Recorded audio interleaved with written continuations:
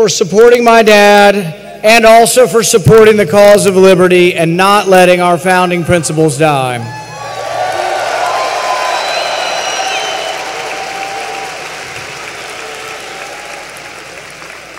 Anybody here in favor of abolishing the TSA?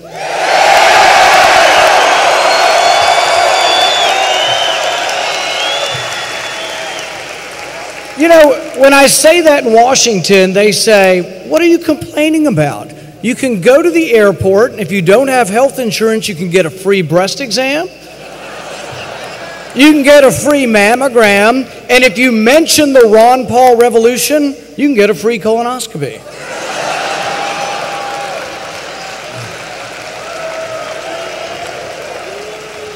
The only problem is some of us would prefer that our physician not be selected by advertising that's on the Pizza Hut box. I had the director of TSA come before my committee, and he said, well, we've got to pat down these children. And I showed him a picture of a 6-year-old girl from Bowling Green, Kentucky, and the agent had her hands inside this little girl's pants.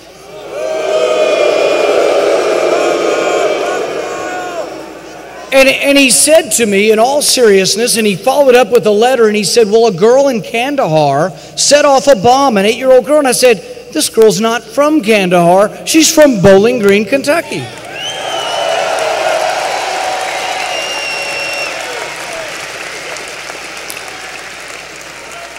There's a professor at Harvard, and he wrote recently, his name's Noah Feldman, he wrote, the next time the TSA asks you to put your hands above your head, no, hun, just a little bit higher. No, hun, a little bit higher. And when you stand there for a vulnerable 7 seconds, the next time you do this, you ask yourself, is this the pose of a free man?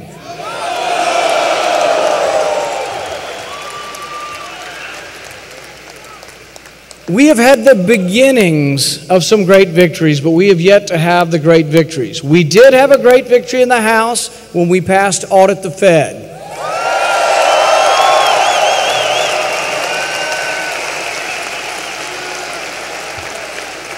This is a credit to a certain congressman from Texas who got every Republican to vote for it and 100 Democrats to vote for it.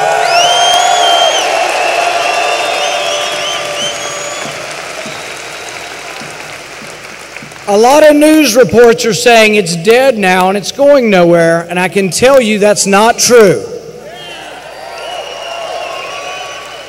We have 29 co-sponsors in the Senate.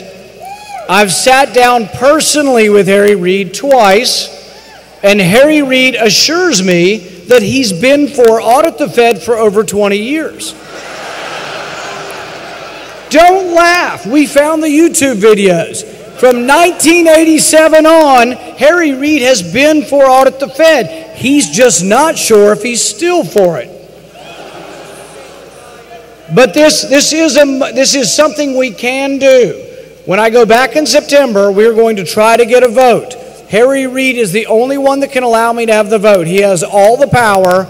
If everyone in this room convinces 100 other people to email Harry Reid and says, we want to vote on Audit the Fed, I think we still can get it. So that is for you to do.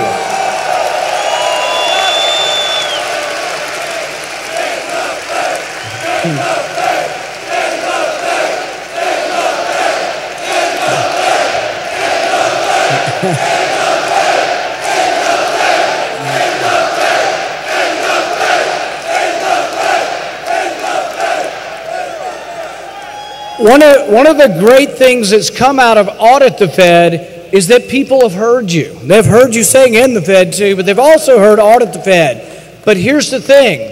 Because we've talked about Audit the Fed so much, we're now talking about Audit the Pentagon.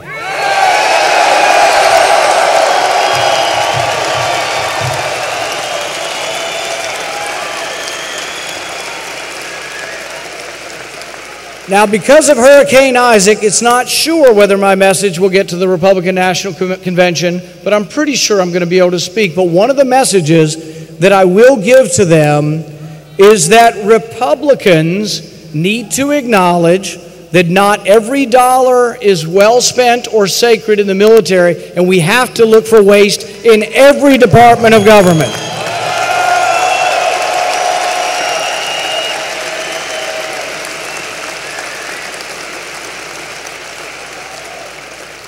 A lot of you have been involved in my dad's presidential campaign in 2008 and 2012. It's been a marvelous ride that none of us will ever forget. But there are three things that stick out in my mind and to me are so incredible that they were ever spoken at all on a national stage. The first one, and the one I'll never forget, and this is something Republicans need to hearken to and Republicans need to understand when they say, why do all these young people love Ron Paul? Why does the internet love Ron Paul? They think it's because he's cool. Well, you know, I'm his kid. I can tell you it's not because he's cool. But the ideas of liberty are cool. And I can tell you one moment that I thought was really cool when he said, you know what? When you read the Beatitudes, when you read the Sermon on the Mount, it doesn't say anywhere in there, blessed are the war makers.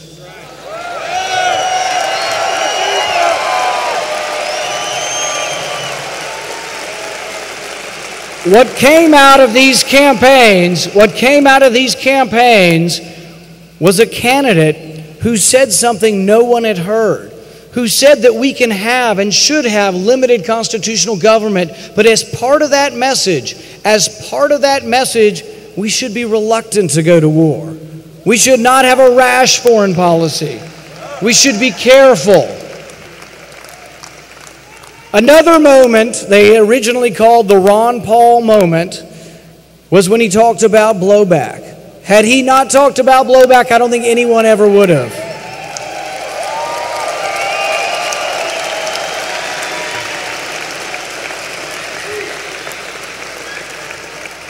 And the one thing that people still fail to grasp, so many fail to grasp, is they say, well, that's what your enemies are saying. Well, if you want to know why your enemies attack you, it doesn't justify why they attacked you. It doesn't justify any attacks. But if you want to understand what's going on, you would have to know why they say they attacked you.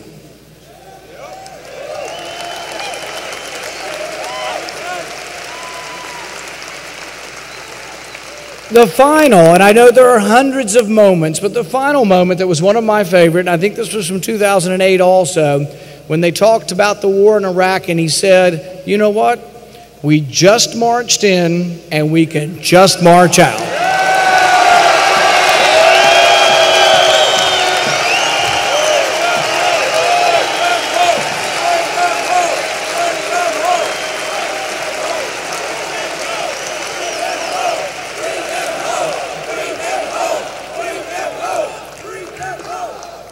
I give to you the guy that is my hero, the guy that is the greatest representative of the liberty movement in our time, my father, Ron Paul.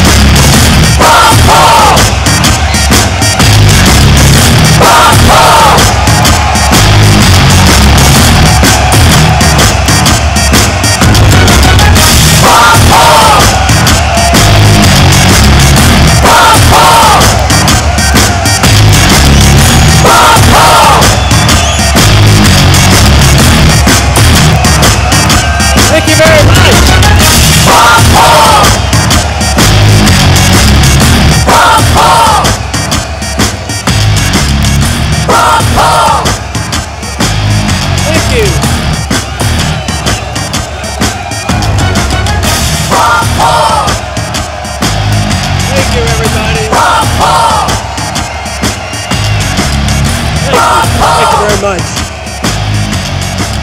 Thank you.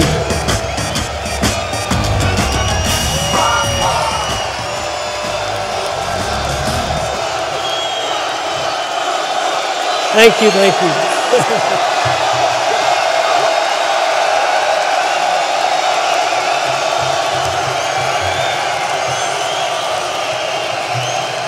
Thanks.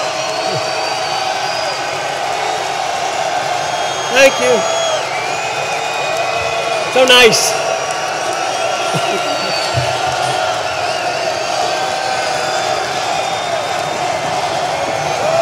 Thank you.